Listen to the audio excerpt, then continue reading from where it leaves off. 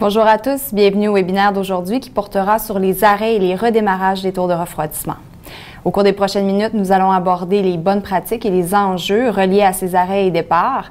Bref, les éléments importants à respecter pour protéger de manière efficace les composantes de votre réseau de refroidissement. Malheureusement, en raison de notre climat nord-américain, la plupart des installations des tours de refroidissement au Québec sont de type saisonnier. Donc, elles vont devoir subir une période d'hivernage durant laquelle l'équipement va être vidé. Le réseau interne, lui, va être partiellement noyé avec une masse d'eau stagnante. D'autres types d'arrêts vont pouvoir être à réaliser, même pendant la période de climatisation, donc que ce soit pour des entretiens au niveau mécanique ou simplement pour une interruption de production en ce qui concerne les tours de refroidissement niveau industriel. Donc, il y a plusieurs situations qui vont impliquer l'arrêt, que ce soit pour des périodes plus ou moins longues de votre tour de refroidissement. Donc, si on se concentre sur le premier arrêt, donc arrêt de type saisonnier. Une des particularités de ce type d'arrêt-là, c'est vraiment sa planification. C'est très difficile de dire, bon, ben demain matin, j'arrête ma tour de refroidissement parce que ce type de tour d'eau-là a une demande de climatisation qui va dépendre du climat extérieur, donc du climat. Une journée peut faire beau, l'autre journée très froid. Donc, on planifie souvent à la dernière minute ce type d'arrêt-là, ce qui fait en sorte qu'on fait un arrêt un peu improvisé de l'installation. Donc, on ne procède pas au remisage adéquat. Pourquoi? Bien, parce que premièrement, on doit prendre le temps de procéder à une déconcentration des minéraux qui sont présents dans l'eau de la tour d'eau pour éviter que ces minéraux-là, par la suite, ou que ces dépôts-là entartent notre système ou déposent dans notre système. Donc, deuxièmement également, lorsqu'il est question d'arrêt saisonnier, on va vider partiellement une section du réseau. Donc, qui dit vider partiellement une section, ça veut dire qu'on va se ramasser avec des sections qui vont être complètement submergées, et d'autres sections qui vont être en milieu humide. Donc, ce que ça va faire, c'est que ça va créer une zone d'interface où les risques de corrosion vont être beaucoup plus élevés. Donc, ça, c'est un élément à surveiller. Et également, qui dit zone complètement submergée dit nécessairement zone stagnante, donc risque de prolifération microbiologique et dégradation par corrosion. Autre arrêt qu'on voit souvent sur le marché, c'est les arrêts ponctuels pour entretien. Même si ce type d'arrêt-là est planifié, il peut entraîner des conditions néfastes pour la qualité de votre eau et donc la protection de votre système de refroidissement. Lors de l'arrêt des pompes de circulation et de votre tour d'eau, la conception de certains réseaux va impliquer qu'on va avoir un retour d'eau qui est excessif. Donc, ce surplus d'eau-là va être perdu directement par le trop-plein, et donc va se déverser au drain. Il va en résulter un débalancement de la qualité d'eau au redémarrage. Également, qui dit absence de circulation, va dire absence de débit au contrôleur. Donc, si votre contrôleur ne détecte pas de débit, il ne procédera pas à l'injection de votre programme de traitement. Donc, aucune injection de biocide ne sera réalisée. Si la période d'arrêt est supérieure à 2 ou 3 jours, les risques de concentration microbiologique, concentration bactérienne sont plus élevés. Donc, parce que également, si on combine un manque de biocide avec une stagnation de l'eau, la stagnation, c'est un facteur stimulant qui va justement augmenter le développement des micro-organismes. Finalement, dernier type d'arrêt ponctuel qui, lui, est causé par une variation de la charge de chaleur ou du climat extérieur. Donc, dans ces situations-là, les inconvénients sont les mêmes que ceux dont je viens de parler, donc pour un arrêt ponctuel pour entretien, c'est-à-dire, il va y avoir un arrêt total ou partiel de votre réseau, selon le cas, ce qui va créer une perte d'eau par le trop-plein, donc débordement au drain. Et le manque de circulation va créer, lui, une interruption du traitement, donc un manque d'injection en produits biocides, et ce qui va entraîner également un débalancement de la qualité d'eau et une certaine stagnation, soit dans la totalité ou une partie de votre réseau.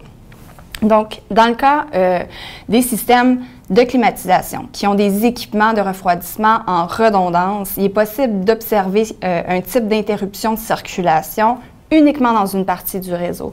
Donc, cette stagnation-là peut se prolonger quelques jours pour ensuite redémarrer souvent sans avertissement en fonction de la température.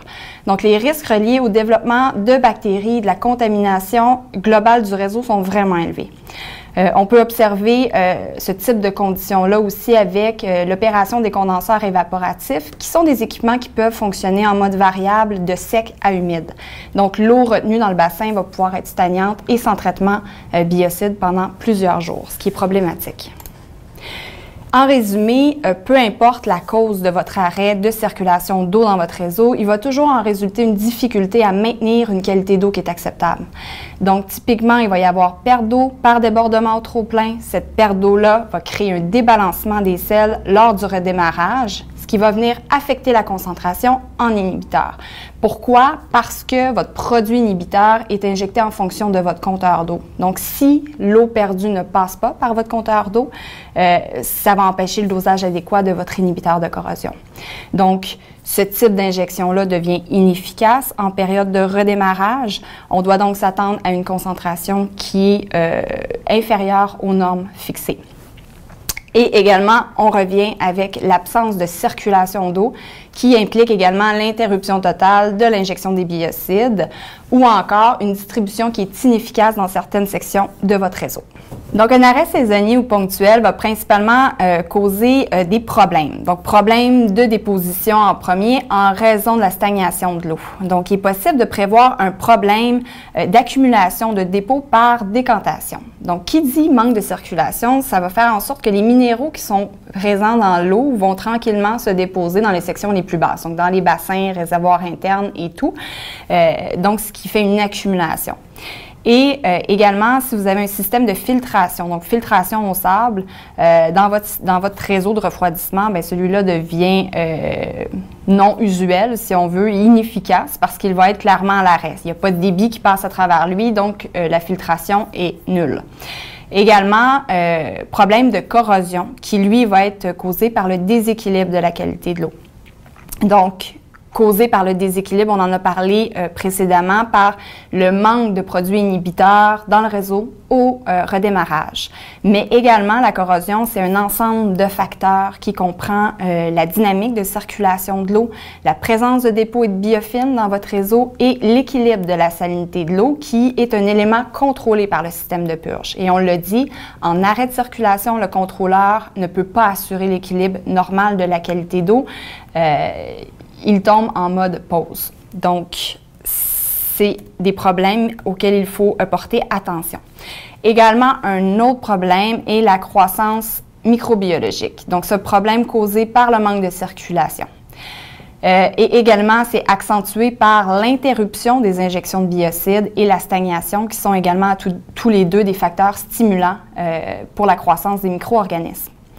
Le problème n'est pas moins important pour un réseau qui va opérer partiellement, car il est difficile de bien distribuer uniformément le traitement biocide dans cette situation-là. Donc, il y a des zones stagnantes qui vont devenir rapidement des sources de prolifération de bactéries qui peuvent causer une situation à haut risque lorsqu'elles sont remises en circuit. Donc, les problèmes décrits précédemment sont communs et provoquent de nombreuses conséquences sur, premièrement, la performance de votre système de refroidissement, la protection de votre équipement contre une usure prématurée et la santé des personnes qui se trouvent justement à proximité de votre installation. Donc, l'application des mesures préventives appropriées devrait donc faire partie de votre programme d'entretien. Donc, les pratiques qui suivent vont vous permettre de réduire l'impact négatif de ces interruptions d'opération. Premièrement, les mesures préventives vont commencer avant l'arrêt de votre système de climatisation ou d'opération saisonnière. Il va être important de préparer le système pour la période d'hivernage. Donc, la première étape va débuter généralement quelques jours avant l'arrêt complet de votre installation. Premièrement, c'est l'étape de déconcentration pendant laquelle la consigne de purge va être abaissée significativement.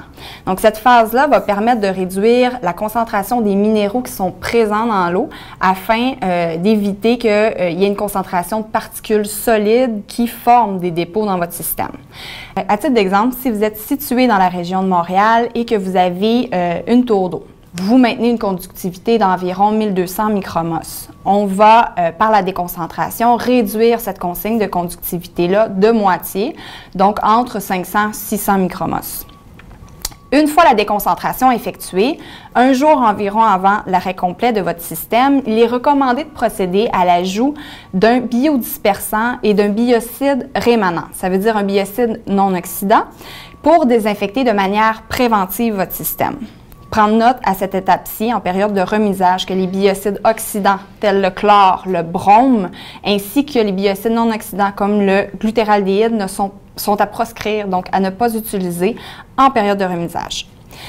Également, suivant l'ajout de ces produits-là, il est recommandé de procéder à l'ajout d'un produit comprenant des inhibiteurs volatiles et inhibiteurs de contact.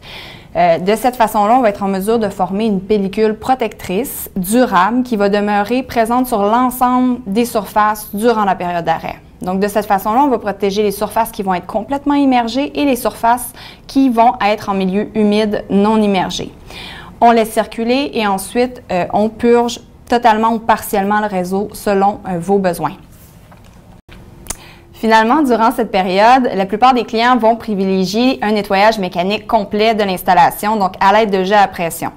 Cette étape-là va permettre d'enlever les débris qui sont accumulés principalement dans les bassins d'eau, les réservoirs internes, les gicleurs, garnissages par gouttelettes.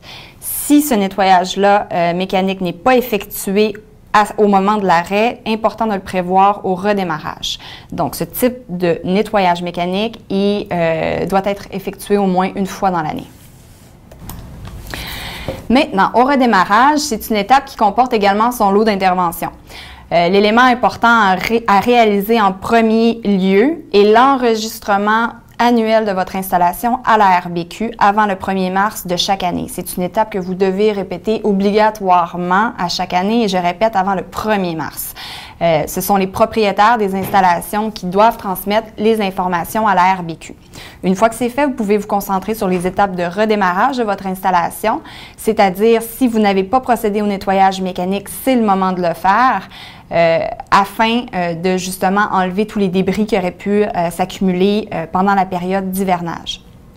Également, autre manipulation que vous pouvez faire, c'est une vérification de votre système d'injection et de contrôle. Donc, vérifier, nettoyer et si vous avez des sondes pour réaliser la calibration, ça serait important de le faire. Donc, calibrer des sondes de pH, de conductivité, ORP.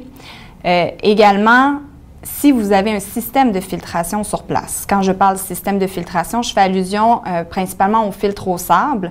Important de vérifier l'état du média filtrant. Est-ce qu'il est colmaté? Est-ce qu'il y a une présence bactérienne? Donc, on peut le changer, on peut le désinfecter. C'est à vous de procéder à cette vérification-là. Donc, vous avez sur l'écran devant vous un tableau qui montre le ratio des comptes légionnels par rapport aux tours d'eau qui ont été désinfectés de manière préventive versus les tours d'eau non désinfectés. Donc, avec des infections préventives, on observe que 5% des résultats sont supérieurs ou égaux à une concentration de 10 UG par millilitre. Vous remarquerez qu'on exprime des UG par millilitre avec la méthode de détection qui est qPCR et non par culture. Donc, cette méthode-là de qPCR va analyser l'ADN total de la bactérie légionnelle, c'est-à-dire l'ADN vivant et l'ADN non vivant. Et si on se rapporte maintenant avec les installations qui n'ont pas eu de désinfection préventive, on remarque une hausse. Donc, 23% des résultats sont supérieurs ou égaux à 10 UG par millilitre. D'où l'importance de procéder à une première désinfection en début de saison.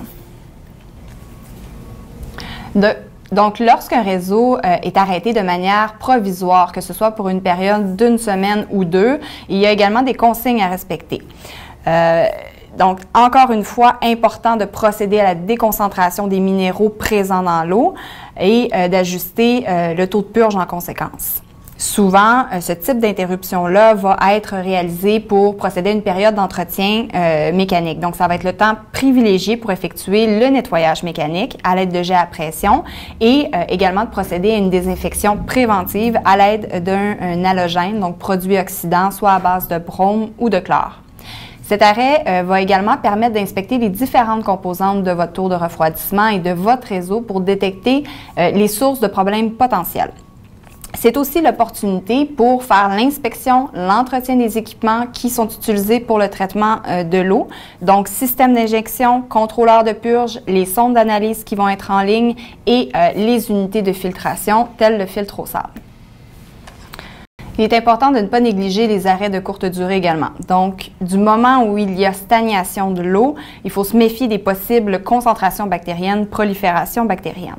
La règle approximative, c'est que si votre installation est en arrêt 2 jours ou moins, ça ne pose pas problème du moment où il y a eu injection de biocide avant l'arrêt. Donc, on suppose que le système est en contrôle. Maintenant, lorsque l'arrêt excède une période de 2 jours, la consigne est différente parce qu'il est probable que l'activité microbiologique a repris rapidement. Donc, il faut donc renouveler l'addition de biocides à une fréquence appropriée et s'assurer que la dispersion se fait dans l'ensemble du réseau. Il faut donc repartir les pompes pendant l'addition de biocides et maintenir une circulation qui va être suffisamment longue dans le temps pour obtenir une concentration homogène du produit dans le réseau. Même principe va s'appliquer également si une partie du réseau est isolée temporairement, donc pour réparation ou autre chose. Donc, cette section va devenir stagnante et l'eau traitée doit circuler régulièrement dans ces zones-là pour vraiment assurer un bon contrôle contre les bactéries. Donc, comme on peut le constater, les arrêts temporaires de courte ou de longue durée, tout comme le redémarrage des installations de tours de refroidissement, ça représente généralement un défi considérable. Donc, la gestion efficace de ces interventions-là demande une bonne compréhension des particularités de vos systèmes et également une planification pertinente des actions à exécuter. Les bénéfices d'appliquer les bonnes pratiques d'arrêt et de redémarrage sont multiples et peuvent se résumer de la façon suivante. Donc, une meilleure performance et protection de vos équipements, un meilleur contrôle des croissances microbiennes et une meilleure protection de la population qui va être située à proximité de vos installations. Pour parvenir à ce résultat et avoir une certaine paix d'esprit, ça prend un plan de match qui va être efficace pour l'arrêt et le redémarrage des tours de refroidissement. Donc, vous devez prévoir des actions préliminaires avant l'arrêt de vos équipements. Vous devez procéder à l'ajustement des consignes de qualité d'eau en fonction des circonstances, procéder à un nettoyage préventif de vos tours d'eau et de vos composantes et également faire une désinfection préventive régulière de l'ensemble du réseau. Donc, merci beaucoup. J'espère que l'information qui a été communiquée aujourd'hui pourra vous être utile. Je vous remercie de votre présence et je vous invite à nous faire parvenir vos questions, commentaires à infomagnus.ca. Prendre note que nous avons des procédures qui sont détaillées et qui vont vous permettre de réaliser de manière adéquate toutes les opérations qui ont été énumérées précédemment, donc que ce soit pour l'arrêt et le redémarrage de vos installations. C'est avec plaisir que nous communiquerons les informations demandées. Bonne journée!